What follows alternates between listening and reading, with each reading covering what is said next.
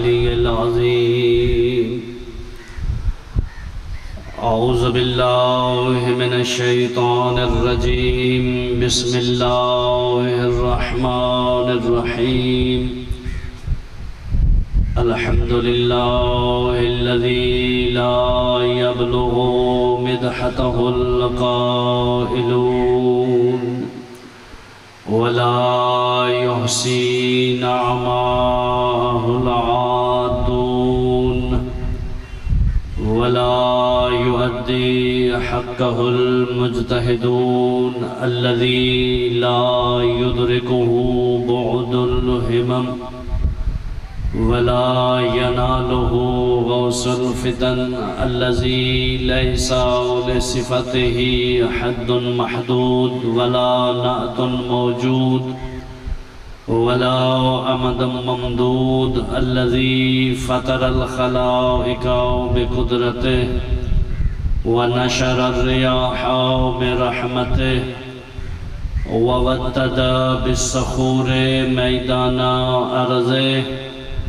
الصلاة والسلام على صاحب الدعوة النبوية والصولة الحيدرية والعصمة الفاطمية والحلم الحسنية والشجاعة الحسينية والعبادة السجادية والغيرة العباسية والمعاصر الباكرية وآثار الجعفرية والعلوم الكاظمية والحجج الرضوية والجود التقوية والنقاوة النقوية والهيبة العسكرية والغيبة الإلهية القائم المنتظر بأمر الله سيدنا ونبينا وشفيع ذنوبنا وطبيب نفوسنا ومولانا ومولى الكونين جد الحسن والحسين أعني أبي القاسم محمد. اللهم صل على محمد وآل محمد وعلى أهل بيته الطيبين الطاهرين المعصومين المنتجبين المكرمين الذين أذهب الله عنهم الرجس وطهرهم تطهيرا. اللهم صل على محمد وآل محمد وعجل فرجهم. ورحمة الله على آبائهم وأصحابهم وشيعتهم ومحبيهم ومواليهم أجمعين. واللعنة الله على أعدائهم ومنكري فضائلهم وغاصبي حقوقهم والشاكين فيهم والمنحرفين عنهم من الآن إلى قيام يوم الدين. أما بعد فقد قال رسول الله صلى الله عليه وآله وسلم: بسم الله الرحمن الرحيم. زينوا مجالسكم بذكر علي بن أبي طالب لأن ذكره ذكري وذكري ذكر الله وذكر الله عبادة. وقال رسول الله في حديث الأخرى: بسم الله الرحمن الرحيم. أفضل الأعمال من أمتي انتظار الفرج وأفضل العبادة من أمتي انتظار الفرج. بلندتر صلوات.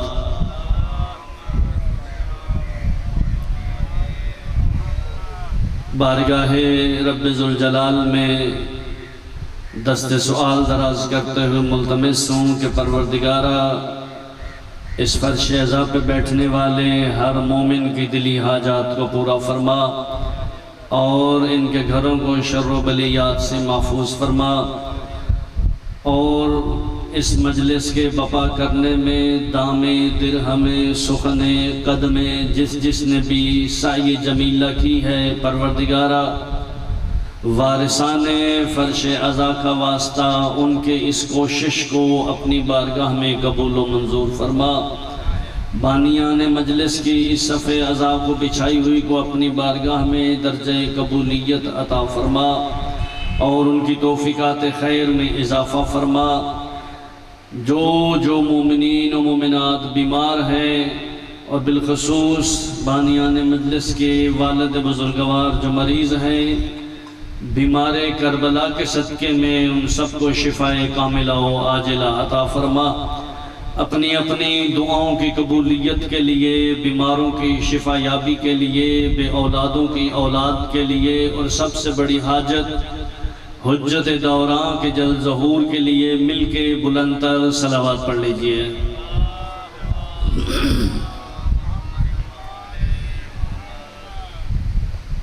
میں گفتگو کا آغاز کروں گا اپنے ایک چھوٹے سے مسئلے سے۔ میں نے جو پڑھا ہے وہ یہ ہے کہ اگر نماز میں نمازیوں کی صفوں میں فاصلہ ہو تو نماز باطل ہو جاتی ہے۔ جی ایسا ہے یا نہیں؟ یہ عشق حسین کی نماز ہے، وہ رب کی نماز ہے۔ جب رب اپنی نماز میں فاصلہ برداشت نہیں کرتا تو جس نے اس کے دین کو قیامت تک پہنچایا ہے اور بچایا ہے، اس حسین کے فرش عزا پر اس عشق کی نماز میں وہ فاصلہ کیسے برداشت کرے گا؟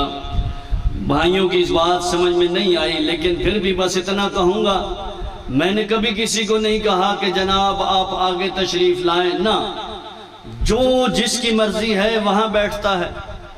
دیکھیں نا، بات یہ ہے نا کہ جو جس کے جتنا قریب ہوتا ہے، ایسا ہے یا نہیں؟ جو اپنے محبوب کے زیادہ قریب بیٹھنے والا محب ہوتا ہے وہ محبوب کو بڑا پسند ہوتا ہے۔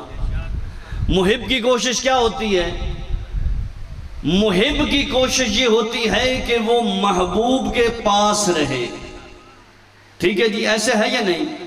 اگر محبوب کمرے میں ہو اور محب باہر کھڑا ہو تو کیا کہیں گے اسے کہ وہ اس سے محبت کرتا ہے؟ جی لگتا ہے میری پہلی بات ہی بڑی سخت اور ناگوار ہو گئی ہے۔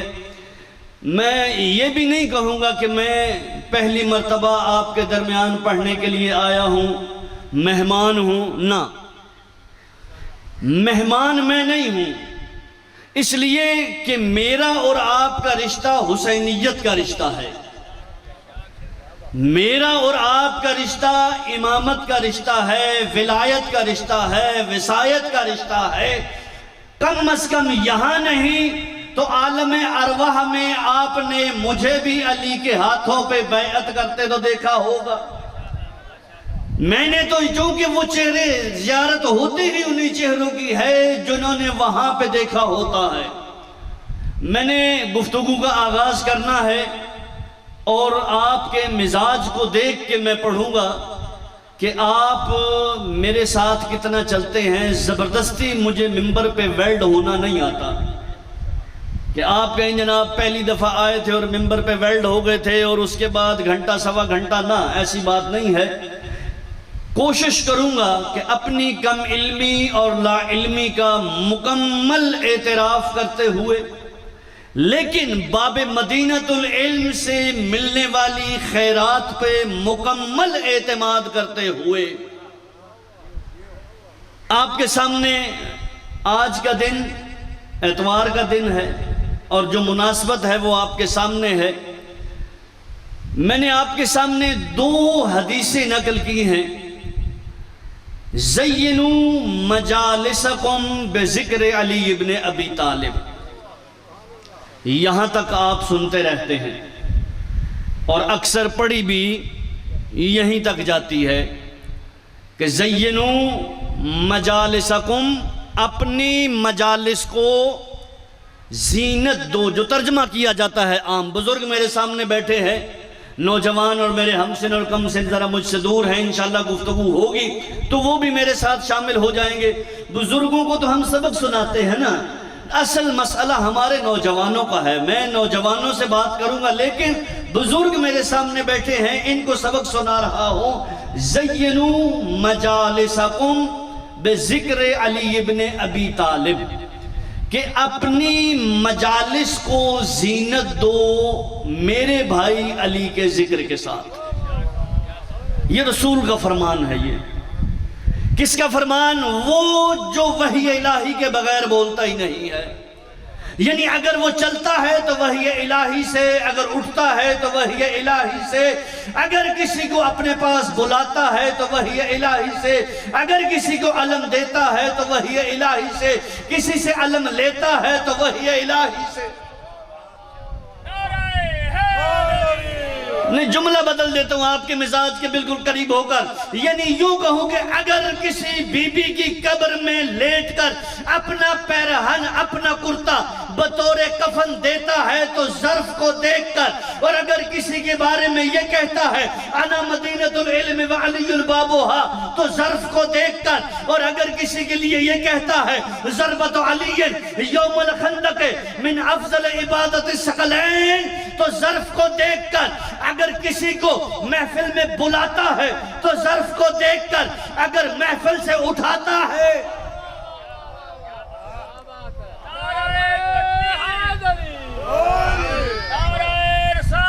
یا رسول اللہ، یا علی زینوا مجالسکم، یہ اس کی زبان سے جملے ادا ہوئے ہیں کہ جس کے قول پہ وحی الہی کا پہرا ہے، یعنی وہ جو کہتا ہے وہ وحی الہی سے۔ بھئی مولانا صاحب آپ ایسے باتیں کر رہے ہیں، کوئی قرآن کی آیت بھی ہے آپ کے پاس؟ آؤ سورہ نجم میں قرآن یہ کہتے ہیں وَمَا يَنْتِقُ عَنِ الْهَوَىٰ إِنْ هُوَ إِلَّا وَحْيٌ يُوحَىٰ، کہ میرا نبی کلام ہی نہیں کرتا مگر وحی الہی سے۔ آدم بھی کلام کرے وحی الہی سے، نوح بھی کلام کرے وحی الہی سے، 1.25 لاکھ ایک کم اگر نبی گفتگو کرے وحی الہی سے، اور میرا نبی بھی وحی الہی سے گفتگو کرے، تو پھر امتیاز کیا ہے؟ پھر فوقیت کیا ہے؟ کوئی تو فرق ہونا چاہیے نا۔ ہاں، فرق یہ ہے کہ وہ فرشتے کے محتاج ہوتے تھے، ادھر وہ ارادہ کرتا ہے، ادھر یہ بول دیتے ہیں۔ ادھر یہ ارادہ کرتا ہے، مرید ہے وہ ارادہ کرتا ہے، بلکہ یوں کہوں وَمَا تَشَاءُونَ إِلَّا أَن يَشَاءَ اللَّهُ، کہ یہ تو چاہتے ہی نہیں، یہ وہ چاہتے ہیں جو وہ چاہتا ہے۔ یعنی یوں کہوں، جملہ بدل دوں کہ جو یہ چاہتے ہیں پھر وہ چاہتا ہے، اور جب تک وہ چاہتا ہے تب تک یہ چاہتے ہیں۔ نہیں، جملہ بدل دوں کہ 14 نے اپنی قدرت سے جتنا بھی ہو سکا اسے منوایا ہے، اب وہ اس کی جتنی قدرت ہے رہتی دنیا تک وہ 14 کو پہچانوا رہا ہے۔ یہ میرے بھائی کے لیے صلوات پڑھ دیجئے، صحت و سلامتی کے لیے بڑے پیچھے سے نعرہ لگایا اس نے، مولا سلامت رکھے آپ کو۔ نعرہ یہ آپ کی اپنی عبادت ہے۔ زینوا مجالسکم بذکر علی، آپ نعرہ لگاتے ہیں تو آپ عبادت کرتے ہیں۔ رسول کے قول وما ينطق عن الهوى ان هو الا وحی یوحیٰ، کہ میرا نبی کلام کرتا ہے تو وحی الہی سے کرتا ہے۔ اچھا، انسان کی زندگی میں 2 ہی تو کام ہیں، یا وہ عمل کرتا ہے یا وہ کام کرتا ہے، یعنی یا زبان سے بات کرتا ہے یا پھر وہ اپنے اعضاء کے ذریعے سے، یعنی یا قول ہے یا فعل ہے۔ انسان کی ساری زندگی یا قول ہے یا فعل ہے۔ آپ نے نعرہ لگایا یہ قول ہے، آپ نے ہاتھ اٹھایا یہ فعل ہے، ایسا ہے یا نہیں؟ قول کی ضمانت بھی لی ہے اللہ نے، تو فعل کی ضمانت، پریشان نہ ہو، ما رمیتا اذ رمیتا ولکن اللہ رما، اے رسول یہ تیر تو نے جو پھینکا ہے وہ تو نے نہیں، میں اللہ نے پھینکا ہے۔ اذا فعلتا ما فعلتا ولکن اللہ فعلا، اے رسول تو جب بھی جو بھی کام کرتا ہے وہ تو نہیں کرتا، وَلَكِنَّ اللَّهَ فَعَلَا، وہ اللہ کرتا ہے۔ تو ثابت ہوا کہ رسول کی زندگی یا کہنا ہے یا کرنا ہے، یا کہنا ہے یا کرنا ہے، یا کہنا ہے یا کرنا ہے۔ تو آؤ پھر ایک ہی میدان میں جہاں کیا بھی ہے اور کہا بھی ہے، زبان سے کہا من کنت مولا، جو ہاتھ بلند کر کے بتا دیا کہ یہ ہے علی مولا۔ زینوا مجالسکم بذکر علی ابن ابی طالب، کہ اپنی مجالس کو زینت دو علی کے ذکر کے ساتھ۔ آگے رسول علت بیان کر رہے کیوں ہم مجالس کو زینت دیں۔ اچھا میں پہلے لفظ مجلس پہ نہ بات کر لوں، 2 منٹ آپ کی اجازت ہو تو۔ جی مجالس جمع ہے مجلس کی، یہ بات تھوڑی سی مشکل ہے لیکن میں اپنی خطابت پہ یقین نہیں کرتا، آپ کی ذہانت پہ یقین کرتے ہوئے بات کرنے لگا ہوں، کیونکہ آپ کا اور میرا مشکل کشا ایک ہے۔ لہٰذا چونکہ باب مدینۃ العلم کے ماننے والے ہیں، مجالس کی جمع ہے مجلس۔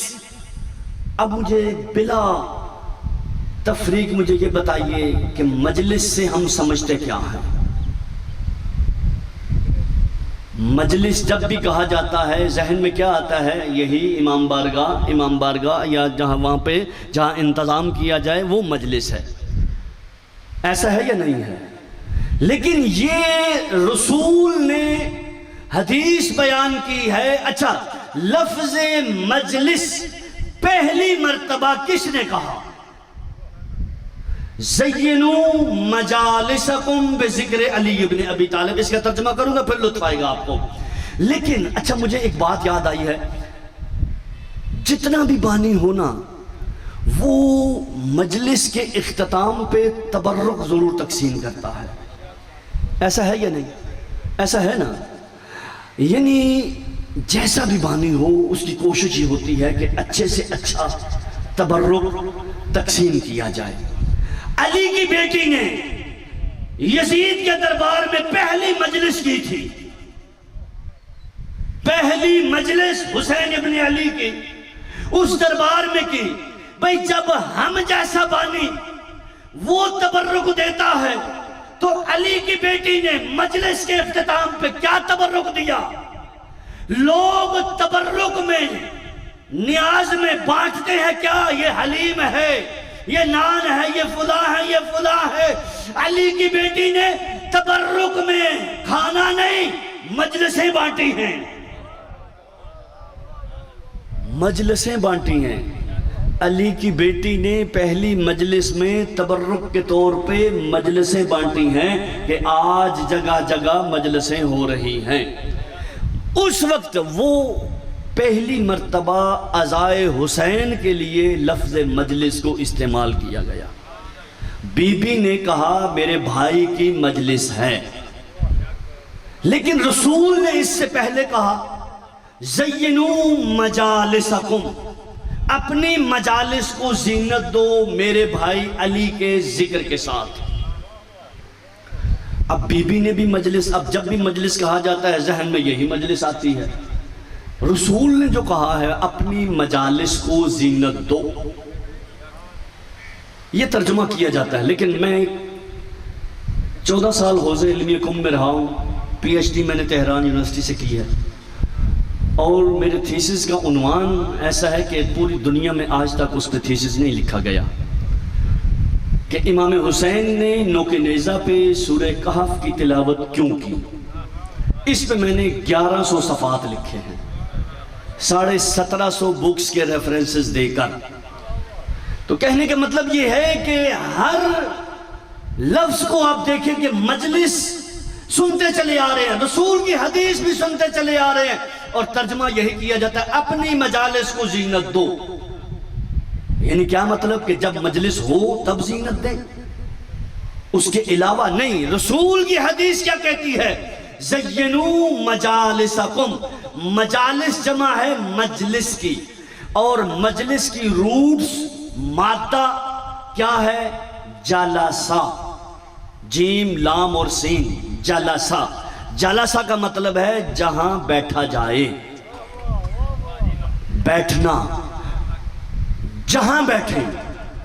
مجلس ظرف مکان ہے، یعنی جہاں پہ چند لوگ مل کے بیٹھے اسے مجلس کہا جاتا ہے. جہاں پر چند لوگ مل کے بیٹھے، یہاں یہ قید نہیں ہے 100 ہو 2 ہوں تو تب بھی کہ نہیں، جب بھی تم بیٹھو، جب بھی تم بیٹھو، یہ نہیں کہا بارگاہ میں بیٹھو. مجالسکم، اپنی مجالس کو نہیں، اپنے بیٹھنے کی جگہوں کو. اللہ اکبر. میں روایتی مجلس نہیں پڑھ رہا ہوں، اس سے ہٹ کے گفتگو کرنا چاہتا ہوں میں. زینو مجالسکم، اب ترجمہ کیا جاتا ہے کہ زینت دو، یہ غلط ہے ترجمہ. زینت دو، زینو کلام عرب میں، بلکہ آپ قرآن میں بھی دیکھیے زیر ہے، زبر ہے، پیش ہے، اس کے بعد ایک ہوتی ہے شد، جس کے 3 دندانے ہوتے ہیں سین کی مانند، شد جسے کہتے ہیں. زینو میں ہے شد. اس کا مطلب کیا ہے کہ زینت ہی دو، زینت ہی دو. یعنی کیا مطلب کہ تم جہاں بھی بیٹھے ہو اپنے اس بیٹھنے کی جگہ کو زینت ہی دو علی کے ذکر کے ساتھ. اللہ اکبر. لِأَنَّا ذِكْرُهُ ذِكْرِي وَذِكْرِي ذِكْرُ اللَّهِ وَذِكْرُ اللَّهِ عِبَادَةٌ. اس لیے کہ میرے بھائی علی کا ذکر میرا ذکر ہے، میرا ذکر اللہ کا ذکر ہے، اللہ کا ذکر عبادت ہے. یہ رسول نے حدیث کو مکمل کیا. میں کہوں گا یا رسول اللہ، اپنے سارے مجمع کو لے کر بارگاہ رسالت میں چلے جاتے ہیں. یا رسول اللہ، آپ نے کہنا یہ تھا کہ علی کا ذکر عبادت ہے، تو پھر اتنی لمبی حدیث کہ اپنی مجالس کو زینت دو میرے بھائی علی کے ذکر کے ساتھ، اس لیے کہ اس کا ذکر میرا ذکر ہے، میرا ذکر اللہ کا ذکر ہے، اور اللہ کا ذکر عبادت ہے، پس علی کا ذکر عبادت ہے. تو آپ کہتے کا پڑھا نہیں ہے، میں نے یہ بھی کہا ہے الذکر علی عبادہ، کہ علی کا ذکر بھی عبادت ہے. شاہ عبدالعزیز محدث دہلوی، انہوں نے تینوں روایات تسلسل کے ساتھ ذکر کی ہیں، اکٹھی ذکر کی ہیں. کیا؟ النظر الی وجہ علی عبادہ، کہ علی کے چہرے کی طرف، النظر الی وجہ علی عبادہ، کہ علی کے چہرے کی طرف دیکھنا عبادت ہے. اللہ جانے آپ کا ذہن کسی طرف پہنچا ہے یا نہیں پہنچا. یہی رسول کہہ رہے ہیں کہ من ارادہ ان ينظر الى آدم فی علمہ وإلى نوح فی حلمہ وإلى موسیٰ فی زہدہ، اگر کوئی آدم کے علم کو دیکھنا چاہے اور نوح کے حلم کو دیکھنا چاہے، عیسیٰ کے زہد کو دیکھنا چاہے، وہ کیا کرے؟ فَلْيَنظُرْ، وہ کیا کرے؟ وہ فَلْيَنظُرْ إِلَىٰ وَجْهِ عَلِيٍّ، وہ چہرے علی کی طرف دیکھے. اللہ اکبر، اللہ اکبر. یا علی، آپ نے توجہ نہیں کی. رسول کہہ رہے ہیں النظر الی وجہ علی عبادہ، کہ علی کے چہرے کی طرف دیکھنا عبادت ہے. اور رسول پھر کیا کہتے ہیں؟ جو آدم کے علم کو، علم صفت ہے، نوح کے علم کو، علم بھی صفت ہے، عیسیٰ کے زہد کو، زہد بھی صفت ہے. یعنی وہ علی کہ جس کے چہرے میں 1.25 لاکھ نبیوں کی جھلک نظر آتی ہو، اس علی کا اپنا چہرہ کیسا ہوگا؟ النظر الی وجہ علی عبادہ. یہ آپ کو آج نئے زاویے سے میں اس حدیث کے آشنا کروا کے جا رہا ہوں. زینوا مجالسکم بذکر علی عبادہ. النظر الی وجہ علی عبادہ، کہ علی کے چہرے کو دیکھنا عبادت. دوسری حدیث الذکر علی عبادہ، کہ علی کا ذکر عبادت ہے. تیسری کیا ہے؟ الحب علی عبادہ، کہ علی کی محبت عبادت ہے. اب آپ کی خصوصی توجہ چاہوں گا. میں نے پہلے ابھی تک نہیں کہا کہ توجہ فرمائیں، اب کہوں گا، کیوں کہ اب بات ذرا بہت اہم آ گئی ہے. النظر الی وجہ علی عبادہ، چہرے پہ نظر کرنا عمل ہے. دیکھنا، میں بیٹھا ہوں آپ دیکھ رہے ہیں، یہ عمل ہے. الذکر علی عبادہ، علی کا ذکر عبادت ہے.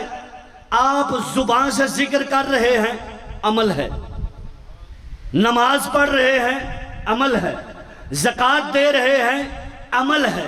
یعنی عمل وہ ہوتا ہے جو ظاہر بظاہر نظر آتا ہے. جو ظاہر بظاہر ذکر کر رہے ہیں، نظر آ رہا ہے. آپ دیکھ رہے ہیں، نظر آ رہا ہے. لیکن رسول نے کیا کہا؟ رسول فرماتے النظر الی وجہ علی عبادہ، کہ علی کے چہرے کی طرف دیکھنا عبادت. اب مجھے یہ بتائیے، جو بھی عبادت کرتا ہے اسے کیا کہتے ہیں آپ؟ عابد. کیا کہتے ہیں؟ جو بھی عبادت کرتا ہے اسے کیا کہتے ہیں؟ یہ عابد ہے. جو نماز پڑھتا ہے عبادت کر رہا ہے، یعنی عابد ہے. جو روزہ رکھ رہا ہے وہ عبادت کر رہا ہے، یعنی کیا مطلب؟ کہ وہ عابد ہے. اب آئیے اسی کو لیجئے، جو بھی عبادت کر رہا ہے وہ ہے عابد، وہ ہے عابد. رسول نے کیا کہا؟ النظر الی وجہ علی عبادہ، کہ علی کے چہرے کی طرف نظر کرنا عبادت، عمل ہے، عبادت ہے. کیا بنا؟ عابد بنا. اور پھر الذکر علی عبادہ، علی کا ذکر عبادت ہے، عمل ہے، عبادت کر رہا ہے. کیا بنا؟ عابد ہے. الحب علی عبادہ، عمل نہیں ہے. الحب محبت عمل نہیں ہے. چیر کے دکھلایا نہیں جا سکتا. نہ ذکر کرنا عمل ہے، دیکھ سکتے ہیں. دیکھنا عمل ہے، دیکھ سکتے ہیں. لیکن محبت وہ عمل ہے جو دل میں ہے، اور دل میں کیفیت ہوتی ہے، اور کیفیت چہروں پہ نظر آتی ہے. اللہ اکبر. بھئی بندہ خوش ہو، بندہ خوش ہو تو چہرہ کھلا کھلا نظر آتا ہے. یعنی وہ خوشی کی کیفیت چونکہ وہ لفظوں میں بتا نہیں سکتا، لہٰذا اس کے چہرے پہ ظاہر ہوتی ہے. تو ذکر کرنے سے بنا عابد، نظر کرنے سے بنا عابد. تو میں یوں کہوں گا، علی کا شیعہ اپنے دل میں علی کی محبت بسائے ہوئے چلتا پھرتا عابد ہے.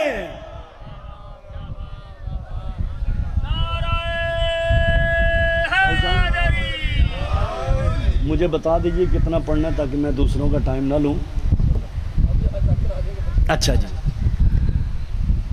ذکر علی عبادہ، علی کا ذکر عبادت ہے. علی کا ذکر عبادت ہے، یعنی جو بھی علی کا ذکر کرتا ہے وہ عابد ہے. وہ کیا ہے؟ وہ عابد ہے. اب عابد چونکہ بات عابد پہ آ گئی ہے تو ہم علی کے فضائل پڑھتے ہیں، چاہے وہ پہلا علی ہو. کیوں؟ اس لیے کہ ہم علی کے فضائل پڑھتے ہیں اور ہمارے پاس نہ علی کم ہے نہ فضائل کم ہے. چونکہ میں نے ایک تعمیری گفتگو کر رہی ہے، اس کے لیے میں تھوڑا سا مقدمہ بنا رہا ہوں کہ ذکر ہم کرتے ہیں مساجد میں ہمارے ہاں ذکر ہوتا ہے، ٹھیک ہے جی، ایسی بات ہے نا، اور پھر ہم آخر میں ایک نعرہ بلند کرتے ہیں۔ نعرہ کیا ہوتا ہے؟ یا امام المنتظر الاجل الاجل، ہوتا ہے یا نہیں ہوتا؟ ایک حدیث میں نے مکمل کی، چونکہ دوسرے آج کے دن کے حوالے سے میں بات کر رہا ہوں کہ آج کے دن، کتاب کا نام پہلے لوں چونکہ بعد میں لوگ حوالہ پوچھتے ہیں، مفاتیح الجنان تو ہر گھر میں موجود ہے، اس میں شیخ توسی علیہ الرحمہ اور سید ابن طاؤس علیہ الرحمہ، سید ابن طاؤس جمال الاسبو، کتاب کا نام ہے جمال الاسبو، جمال جمیل سے خوبصورتی، اسبو ہفتے کے، ہفتہ جسے کہتے ہیں، سبع ہفتہ 7 دن، اسبو یعنی پورے سال کے ہفتے، ان کی خوبصورتی، کتاب کا نام آپ دیکھیے، انہوں نے کہا کہ سال کے ہفتوں کی خوبصورتی، اس پہ وہ کتاب لکھی ہے انہوں نے، اس میں وہ اتوار کا دن، آج یہ ہم نے نام رکھا ہے اتوار، انگلش والوں نے سنڈے منڈے ٹیوزڈے رکھا ہے،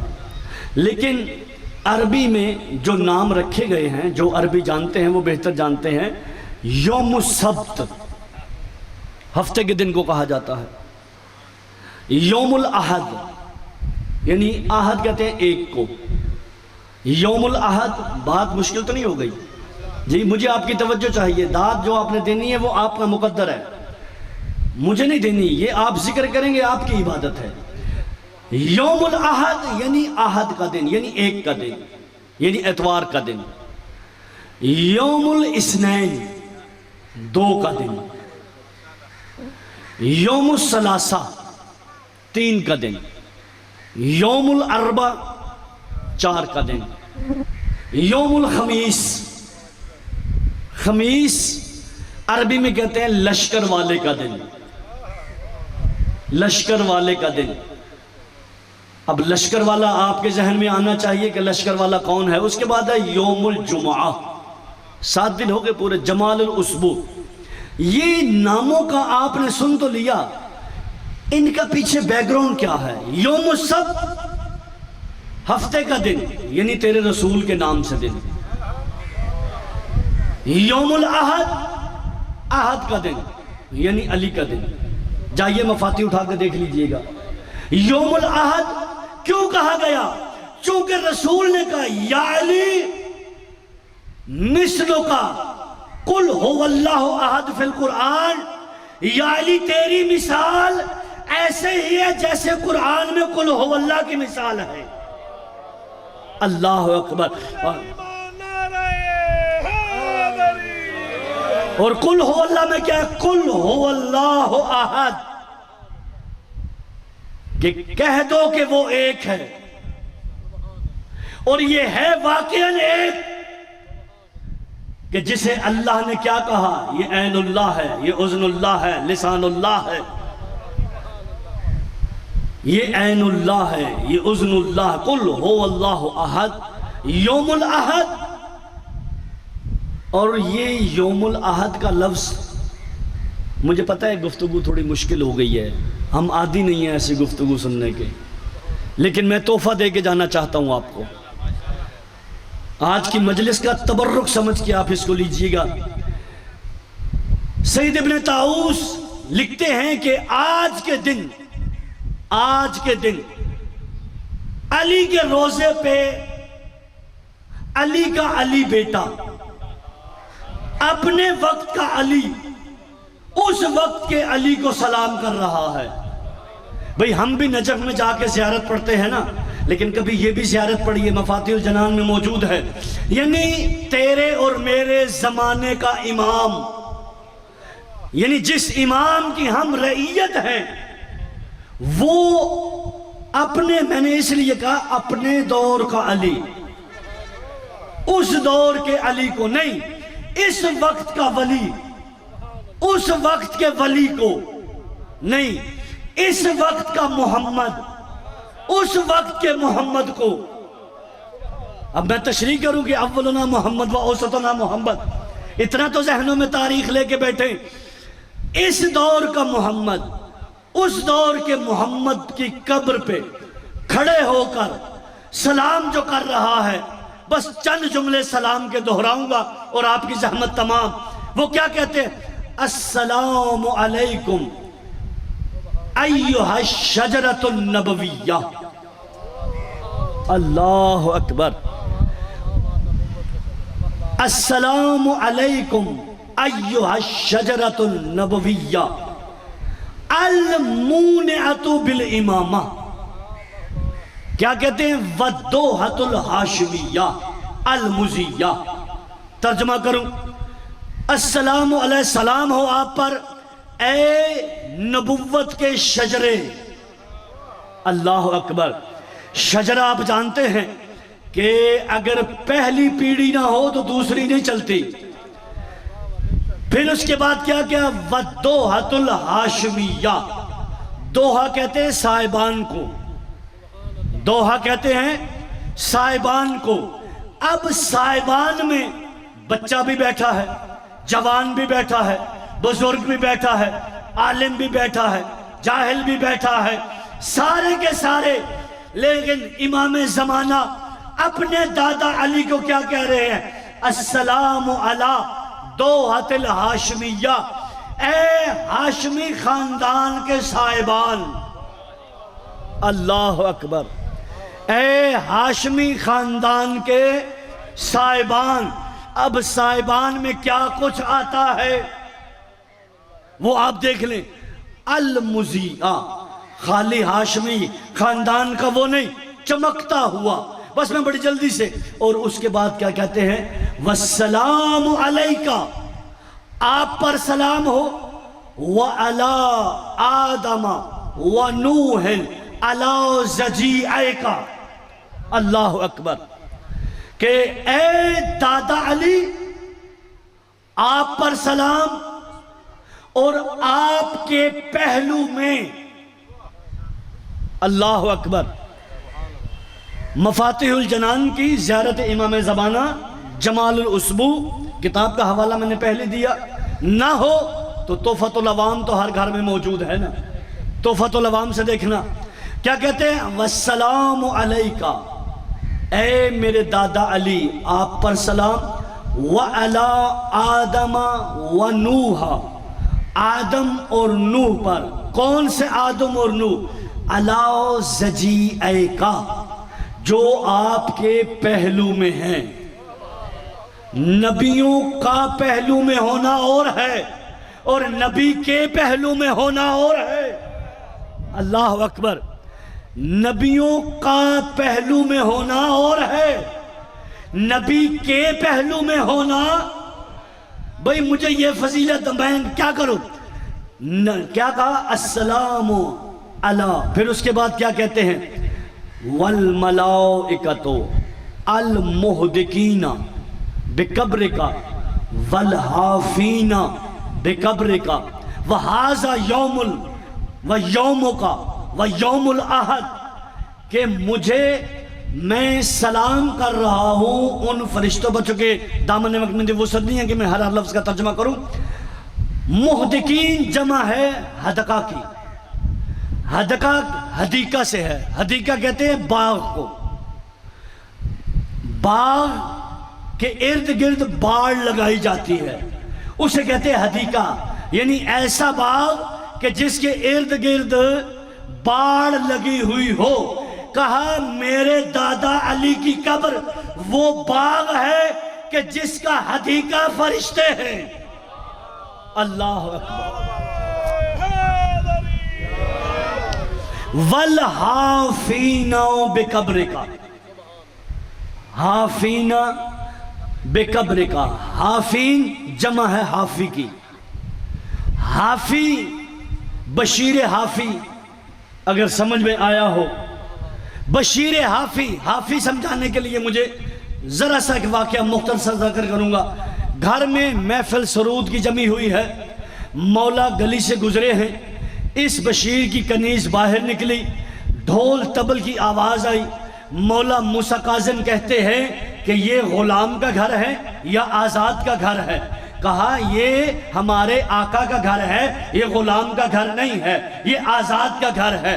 مولا کہتے ہیں ہاں اگر غلام ہوتا تو ایسا نہ کرتا، یہ آزاد ہے اس لیے یہ گانا بجانا کر رہا ہے۔ کنیز اندر گئی، حافی کہتا ہے بشیر کہتا ہے اتنی دیر کیوں لگائی، اتنی دیر کیوں لگائی؟ کہا وہ باہر ایک شخص ملا تھا جس نے بڑی عجیب بات پوچھی ہے۔ کہا بتاؤ کیا کہا؟ کہا اس نے اتنا پوچھا ہے کہ یہ گھر آزاد کا ہے یا غلام کا ہے۔ کہا تو نے کیا کہا؟ کہا میں نے کہا یہ ہمارے آقا کا گھر ہے، یہ آزاد کا گھر ہے۔ کہا اس نے کیا جواب دیا؟ کہا اس نے یہی کہا ہاں یہ آزاد ہے اس لیے ایسا کر رہا ہے، اگر غلام ہوتا تو ایسا نہ کرتا۔ لیکن چونکہ فہم امامت تھا فوراً ننگے پاؤں بھاگا، قدموں پہ گرا، مولا معاف کیجئے، ننگے پاؤں۔ حافی کہتے ہیں ننگے پاؤں والے کو الحافینا بقبرکا، کہ میرے اس دادا علی پہ سلام کہ جس کے قبر کا طواف فرشتے ننگے پاؤں ہو کے کرتے ہیں۔ اللہ اکبر۔ وَهَذَا يَوْمُكَ، بس میں نے ختم کیا۔ بس یوں کہوں گا کہ جو اللہ کی طرف سے ان پہ نازل ہوا وہ فضائل تھے، اور جو امت نے دیا وہ مصائب تھے۔ جہلوں میں سید الشہداء مجھ سے بہتر پڑھنے والے پڑھ گئے ہیں اور بہتر پڑھنے والے موجود ہیں۔ بس 2 لمحے آپ کی عبادت کے لیے۔ عزاداروں، رہائی کا نام سنا نا؟ بی بی نے کہا سجاد بیٹا، ایک مرتبہ پھر دہرانا، کہ پھوپھی اماں رہائی مل گئی ہے۔ کہ سجاد یہ رہائی نہیں، علی کی بیٹی کو تو عمر قید سنا دی گئی ہے، اس لیے کہ ہر کان نے سنا ہے علی کی بیٹی اور یزید کا دربار، ہر کان نے سنا ہے۔ بس عزاداروں صرف چند جملے کہوں گا۔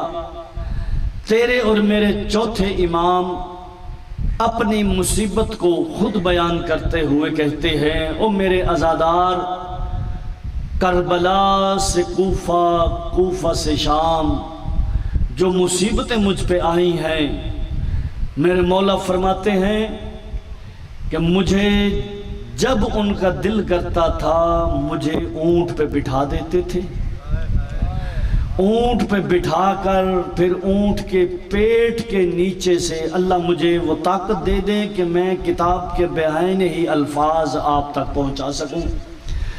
بارگاہ امام زمانہ سے مناسب الفاظ مانگتا ہوں۔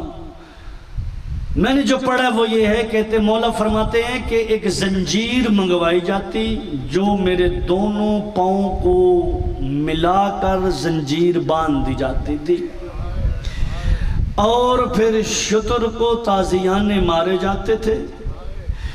جتنا شتر تیز بھاگتا تھا وہ زنجیریں میرے پاؤں میں پیوست ہوتی چلی جاتی تھی۔ جیسے جیسے زنجیریں پیوست ہوتی تھی میری رگوں سے خون نکلنا شروع ہوتا تھا اور میرے قدموں پہ جمنا شروع ہو جاتا تھا۔ دور سے دیکھنے والے سارباں کو روک کے کہتے تھے ہر قیدی کے پاؤں ننگے ہیں، اس قیدی نے سرخ جوتے کیوں پہنے ہوئے ہیں؟ اللہ اکبر، اللہ اکبر۔ یعنی اتنا خون آپ کے مولا کے قدم مبارک پہ جم جایا کرتا تھا۔ میرے مولا کہتے جب یہ تھک جاتے تھے نا پھر مجھے پیدل اونٹ کی پشت سے نیچے اتار لیتے تھے، اور میں اب کہتا تھا سجاد اب تجھے سکون مل گیا ہے۔ اتنے میں ملعون کہتے سجاد اب تجھے ہمارے گھوڑوں کے آگے دوڑنا ہے۔ وہ کہتے ہیں کہ جیسے ہی میں ذرا سی میری رفتار سست ہوتی تھی اس وقت میری کمر پہ نیزے لے کر وہ نیزے چبھو چبھو کے کہتے غازی چلا گیا ہے، اب تجھے بچانے والا کوئی نہیں ہے۔ ادھر کمر پہ نیزے چبھوتے، ادھر 4 سالہ حسین کے سینے کا تعویذ رو رو کے کہتی نہ مار میرے بھیا کو۔ عزادارو بس آخری جملہ، مولا کہتے ہیں میری مصیبت ختم نہ ہوئی، آخری میری مصیبت یہ ہوتی تھی جہاں ان کا دل کرتا تھا میری کمر سے کرتا اٹھا لیتے تھے، ظلم کی تحریر لکھنا شروع کرتے تھے۔ 2 طرح کے قلم ان کے پاس ہوتے تھے، پہلا قلم تازیانہ ہوتا تھا، جب تازیانے والا تازیانہ مار مار کے تھک جاتا تھا اس وقت نیزے والے آ جاتے تھے۔ الا لعنت اللہ القوم الظالمین وسیعلم الذین ظلموا ای منقلب۔